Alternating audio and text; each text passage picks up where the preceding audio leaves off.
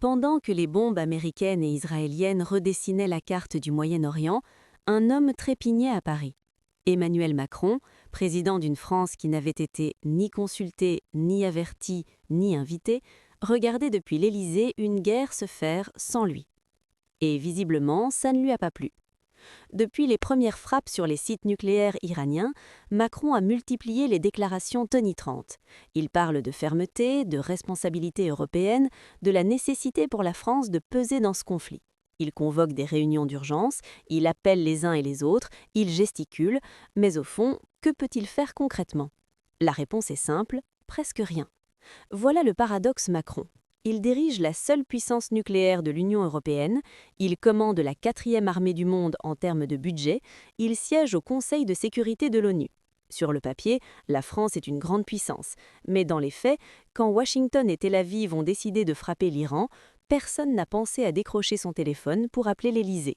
Ni avant, ni pendant, ni même après, dans l'immédiat. Ce n'est pas un hasard, c'est un message. Trump n'a jamais caché son mépris pour Macron. Il le considère comme un dirigeant arrogant, donneur de leçons, qui parle beaucoup et pèse peu. Et sur ce conflit précis, les Américains ont appliqué une doctrine simple, agir vite, en cercle restreint, sans avoir à gérer les états d'âme européens. La France a découvert les frappes comme le reste du monde par les médias. Mais pourquoi Macron insiste-t-il malgré tout? Pourquoi cette agitation visible, presque gênante? Il faut comprendre le contexte intérieur français. Macron est dans le crépuscule de son mandat. Son bilan est contesté, son autorité est fragilisée par une Assemblée nationale qu'il ne contrôle plus, sa cote de popularité est en chute libre. Dans ce tableau sombre, la scène internationale est son seul refuge. C'est là qu'il peut encore se projeter en homme d'État, en leader visionnaire, en voix de l'Europe face aux grandes crises du monde. La guerre en Iran, pour lui, c'est une opportunité politique. Pas forcément une opportunité d'entrer dans le conflit militairement. La France n'en a ni les moyens logistiques ni le soutien populaire. Mais une opportunité de parler fort, d'exister médiatiquement, de rappeler que Paris existe encore sur l'échiquier mondial. Et c'est exactement ici que je veux marquer une pause. Parce que ce que vous venez d'entendre, c'est le genre d'analyse qu'on ne trouve pas dans les grands médias mainstream. Ce décryptage du pouvoir, des rivalités entre nations, des guerres visibles et des guerres invisibles, c'est précisément ce que fait la chaîne Atlas du pouvoir. Si vous voulez comprendre le monde tel qu'il est vraiment, pas tel qu'on vous le présente, abonnez-vous dès maintenant à Atlas du pouvoir.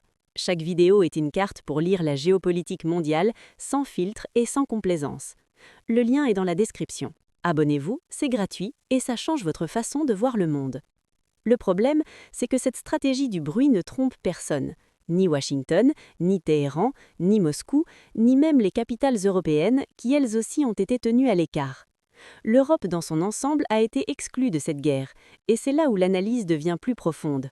Ce que l'épisode iranien révèle, ce n'est pas seulement la marginalisation de Macron, c'est la marginalisation structurelle de l'Europe dans les grands équilibres géopolitiques contemporains. L'Europe dépense, l'Europe parle, l'Europe négocie, mais quand vient les moments des décisions qui changent le monde, elle est hors de la pièce. Macron peut s'agiter autant qu'il veut, il peut convoquer des sommets d'urgence, il peut prononcer des discours sur la souveraineté européenne. La réalité, c'est que cette guerre s'est faite sans lui et que les négociations qui suivront se feront probablement sans lui aussi. La France est une puissance nucléaire, mais la puissance nucléaire est un outil de dissuasion, pas de projection. Elle protège le territoire français, elle ne donne pas à Paris un droit de regard sur les guerres que d'autres choisissent de mener à 10 000 km de ses frontières. Alors oui, Macron s'agite, oui, il parle fort, mais dans les couloirs où se décide vraiment l'avenir du Moyen-Orient, sa voix n'est qu'un écho lointain que personne n'attend et que beaucoup préfèrent ignorer. C'est ça la réalité d'une Europe qui court après une guerre qu'elle n'a pas faite, menée par des puissances qui n'ont pas jugé utile de lui demander son avis. Et si cette analyse vous a parlé, si vous voulez continuer à décrypter les grandes manœuvres du pouvoir mondial, alors rejoignez la communauté Atlas du pouvoir. C'est une chaîne qui ne vous prend pas pour des spectateurs passifs, mais pour des citoyens capables de comprendre les vrais enjeux géopolitiques. Abonnez-vous, activez la cloche et partagez cette vidéo autour de vous. Parce que l'information géopolitique sans filtre, c'est une arme.